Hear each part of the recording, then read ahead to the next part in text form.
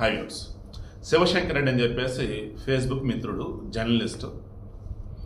తాను శివుని ఆరాధిస్తూ కొన్ని పోస్టులు పెడుతున్న మూమెంట్లో శివలింగానికి సంబంధించి వందల ఏళ్ళ నాటి శివలింగం ఈ తాళ్ళపాక చెరువు అన్నప్పుడు మన బోయినపల్లి అని చెప్పేసి రాజంపేట దగ్గర ఈ హైదరాబాదు చెన్నై మెయిన్ రోడ్ ఏదైతే ఉందో అక్కడ Annamacharya institute of technology and sciences engineering college, I think Gangireddy అనుకుంటా కాలేజ్ సంబంధించి మెయిన్ పర్సన్. దీనికి సంబంధించి కొన్ని పోస్టులు, ఈ శివునికి సంబంధించి కొన్ని పోస్టులు ఇలా పెడుతున్నప్పుడు నేను అన్నాను, ఏం మిత్రమా అసలు దేనికోసం మీరు ఇది పోరాటం ఇస్తున్నారు ఏంటని చెప్పేసి. అప్పుడు తను చెప్పాడు, ముందు ఈ ఓవైస్ వాళ్ళ కాలేజ్ చూడండి, సోరం చెరువు లేదన్నప్పుడు సలకం చెరువు అని అంటారు. అక్కడ ఫాతిమా కాలేజ్ అని ఒకటి ఉంది. వందల మంది పేద విద్యార్థినులు, ఆడవాళ్ళు కేజీ టు పీజీ చదువుకుంటూ ఉన్నారు. దానిని ఇప్పుడు మేము పోల్చలేమని చెప్పేసి హైదరాబాద్ అన్నారు. దాంతో బీజేపీ వాళ్ళు వచ్చేసి అదిగో అక్కడ చెరువు ఉంది, చాలా ఖాళీగా ఉంది, మేము అందులో కాలేజీ ఒకటి కడతాం, అందరం ఫ్రీగా ఎడ్యుకేషన్ ఇస్తాం, ఓకేనా, దాన్ని కూడా పోల్చొద్దని చెప్పేసి ఎటకరంగా అన్నప్పుడు చాలామంది అనుకున్నది ఏంటంటే, అసలు ఈయన చెరువులో ఒక కన్స్ట్రక్షన్ చేస్తున్నాడు అన్నప్పుడు పర్మిషన్ ఎవరు ఇచ్చారు, కొన్ని రెవెన్యూ వాళ్ళు చూసి ఎందుకు కూల్చలేదు, లైక్ చాలా మాట్లాడారు. సరే, ఇంకా అది ఏంటి అన్నది మీకే తెలుసు. సో ఇప్పుడు విషయం ఏంటంటే 1998లో ఈ Annamacharya institute of technology and sciences and technology engineering college ఇది పెట్టారు. అప్పుడు రూలింగ్ గవర్నమెంట్ ఉమ్మడి ఏపీలో టీడీపీ.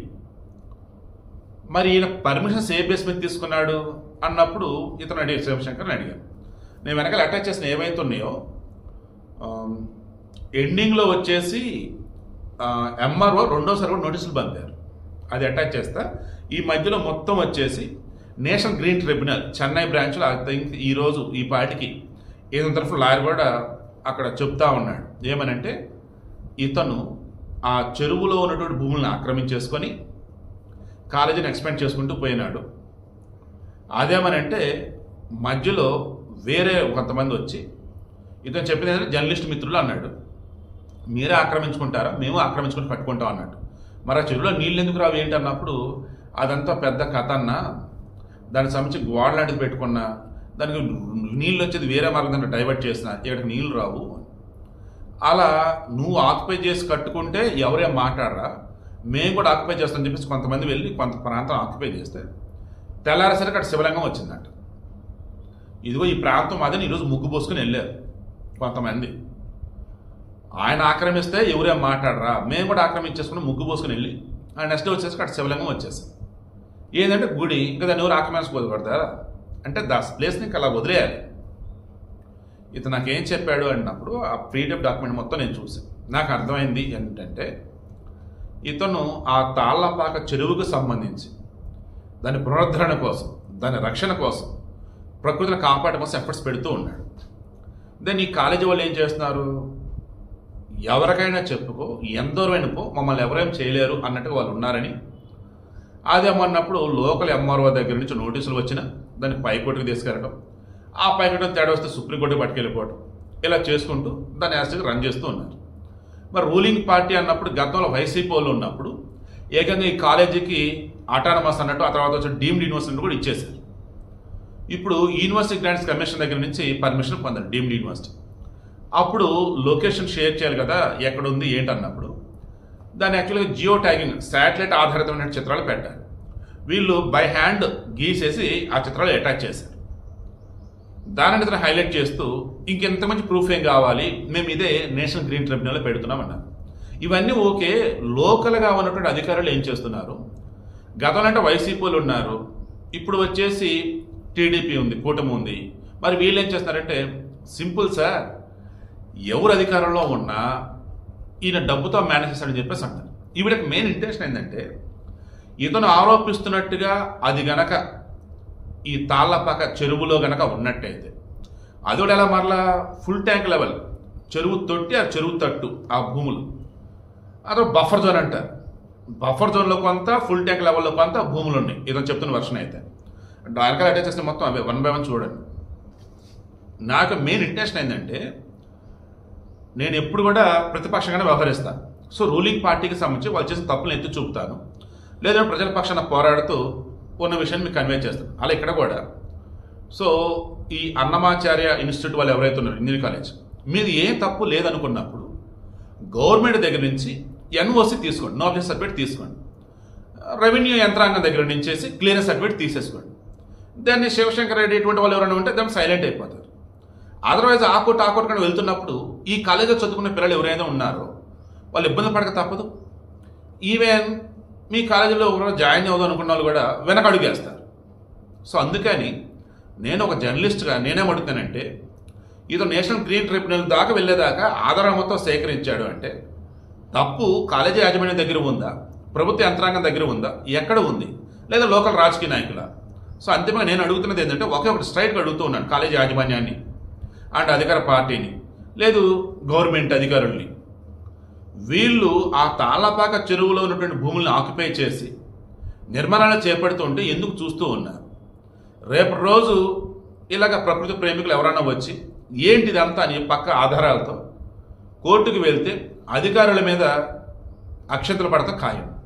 వీళ్ళకి సంబంధించి ఇప్పుడు ఎకడమిక్ ఇయర్ ఉంది కాబట్టి ఇప్పుడు గ్యాప్ ఇచ్చిన నెక్స్ట్ దాన్ని కూల్ చేయాలని చెప్తారు. దాన్ని ఎందుకు ఇదంతా?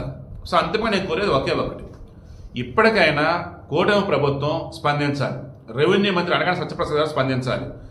ఈ Annamacharya institute of technology and sciences ఏదైతే ఉందో చెరువు భూములు ఆక్యుపై చేసి కట్టారా మొత్తం, లేదు కొంత భాగం ఆక్యుపై చేసి కట్టారా, ఆక్యుపై చేసిన దానికి సంబంధించేసి రెగ్యులరైజ్ చేస్తారా, లేదన్నప్పుడు ఆ కట్టడాలు కూల్చేసి దాన్ని చెరువు చుట్టూ కాంపౌండ్ వాళ్ళు కడతారా అనేది మీ చాయిస్. ఏకంగా ఈ హైదరాబాద్ చెన్నై రహదారి ఏదైతే ఉందో హైవే దానికి అటాచ్ చేసే విధంగా ఈ చెరువులోంచి ఒక రోడ్డు కూడా వీళ్ళు వేసేసుకున్నారంట.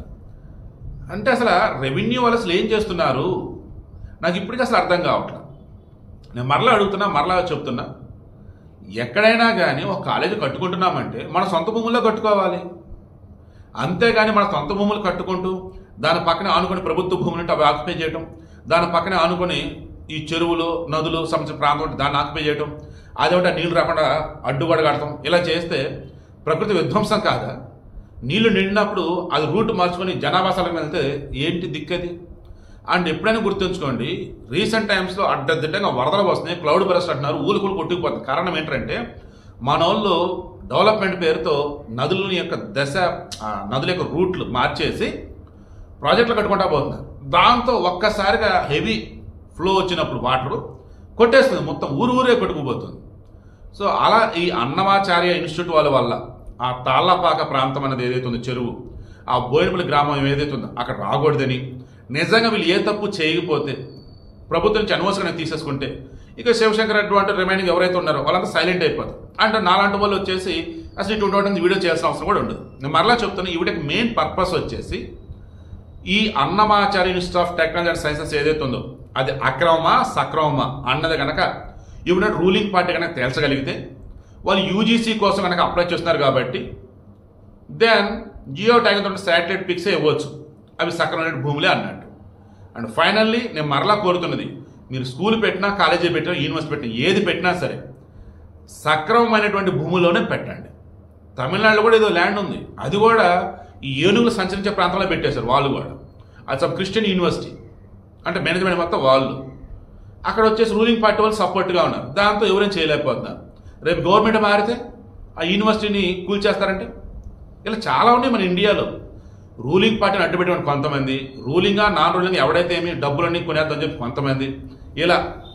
సో ఇక్కడ కూడా ఈ అన్నమాచార్య వాళ్ళు అలా చేశారా, లేదా అన్ని సక్రమంగానే ఉన్నాయి, మా మీద ఎవరు కేసులు వేసినా ఏంటి గెలిచేది మేము అన్నట్టుగా ఉండి ధైర్యంతో ఉన్నారా? Let's wait and see. ఈ వీడియో కనుక ఆ కాలేజీ యాజమాన్యం దాకా పోయినా, ఆ కాలేజ్ చుట్టుపక్కల వాళ్ళ దృష్టికి కనుక పోతే కింద కామెంట్స్ పెట్టండి, నిజమేంటి అబద్ధం ఏంటని. ఇతనైతే మాత్రం సుప్రీంకోర్టు దగ్గర నేను వెళ్తాను సార్, ఎందుకంటే ఆ భూములను కాపాడుకోవాలి, అది ప్రకృతి సంపద అంటూ ఉన్నాడు.